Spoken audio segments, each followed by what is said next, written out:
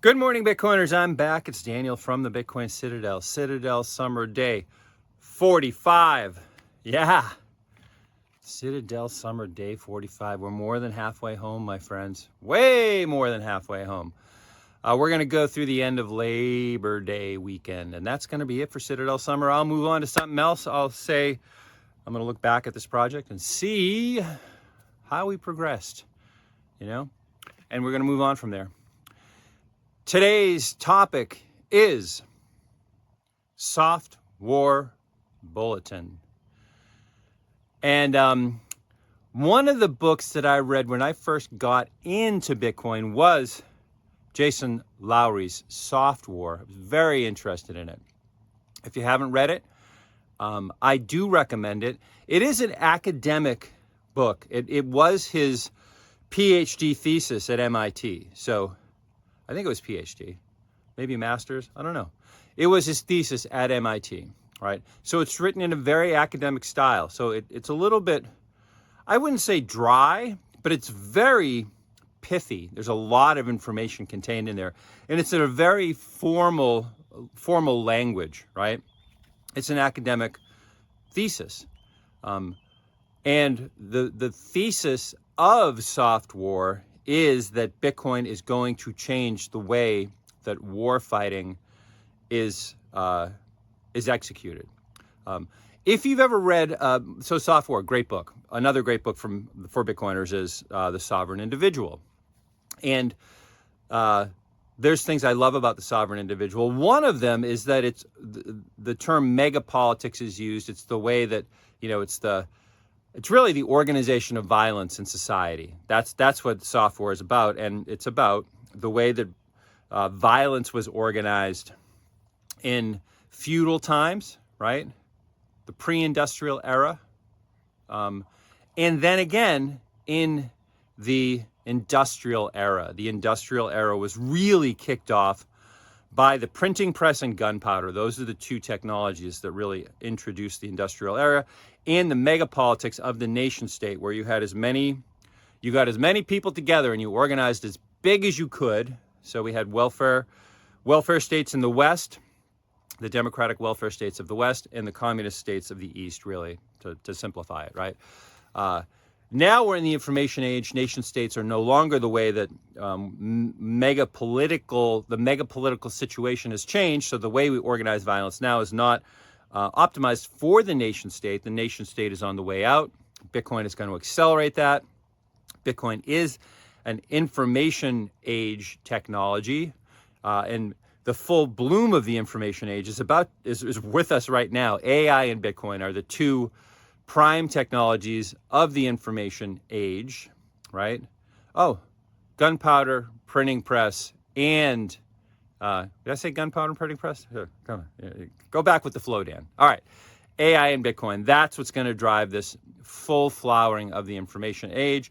The nation state is no longer going to be the driving political organizational unit. It's on the way out now. I love Max Kaiser's video. I linked to it last week in one of my Citadel Summer videos. You can think of El Salvador as the first country to go through this fourth turning. It's going to be, I love Max's node nation formulation for a description of what this post-nation state unit is going to be like, and El Salvador as the first one through the gate as far as that is concerned. I follow Balaji with his United States of Bitcoin. I love that formulation. I think that the United States, I love his formulation of, Great Britain started it all with the Magna Carta, United States, Constitution, Declaration of Independence, and now with Bitcoin, we're on the next level, right? And the United States of Bitcoin is going to be part of that mix in the post-nation state world, right? And the way that violence is organized, I think in this information age, is very well described in Soft War. So, there's a whole discussion about abstract power and about, real kinetic power. So power in the real world. And this kinetic power, this actual power, and this abstract power in the book, if you read it, It's, they're always going back and forth. And when abstract power gets too out of control, which is what we're seeing now for sure, where we are in the fiat apocalypse, actual kinetic power puts it in its place, right? That's why we've never had a one world government. It's this balance between the two. Read the book. It's awesome. It's going to take you a while, though. I had to read it page by page. It's not one of these books you're going to fly through. It's a very strong argument that's built up over the course of the book, and you have to really pay attention to follow the argument and to get to the conclusion. Now, that said, right, you know me with World War III, we're in the middle of it. And World War III at the end is a soft war. We're going to use the kinetic power, this actual power is all going to go into Bitcoin mining, right? That's where that energy, that's where that ties into Bitcoin. Bitcoin in Jason's thesis is a new kind of war fighting. It's a new kind of that real power to balance out and to keep in its place this abstract power. And we are, as Bitcoiners, the special forces in World War III. So in this soft war, bulletin, I'm here to tell you that it's time for you to put your orange beret on, right? And the way that you become a special forces member in World War III is by acquiring Bitcoin and holding it. That's all you need to do. That's all you need to do to be a special forces member of this war of the nation states against the people. That's really what this is. World War III is that.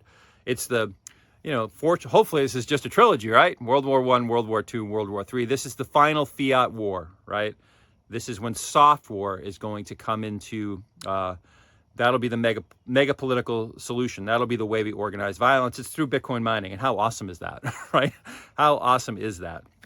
So we're going through it. Yeah, we're going through, it's just before the dawn of the golden age. We're going through the dark time now, right? We are the special forces of World War III. And the way you become a special forces member in this Bitcoin army is by acquiring Bitcoin and holding Bitcoin. Now, the rabbit holes can go pretty deep on both of those, as I said in yesterday's show. And one of the things I, as an educator and a coach for Bitcoiners, can help with is figure that stuff out, right?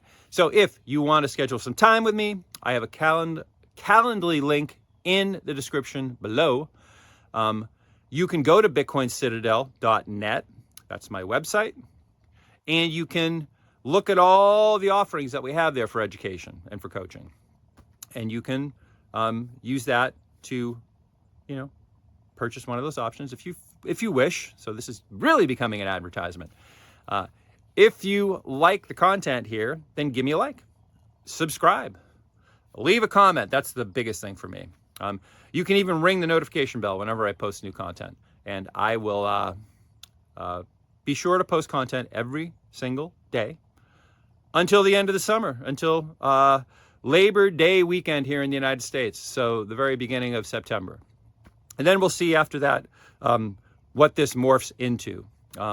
Because I'm sure I'll be doing something. The whole point of Citadel Summer, remember, was for me to start to explore the space of being a creator on YouTube, on X, on Rumble, and on Nostr. Though my Nostr hasn't been working. I'm a little bit disaffected with Nostr right now. And I might talk about that in one of my Citadel Summer episodes. I think Nostr is the thing before the thing. I really do. But I don't want to get sidetracked now. At the very end of my video, I will talk to you tomorrow. This is Daniel from the Bitcoin Citadel, episode 45, Citadel Summer, Special Forces, World War III, Bitcoin Army. Peace.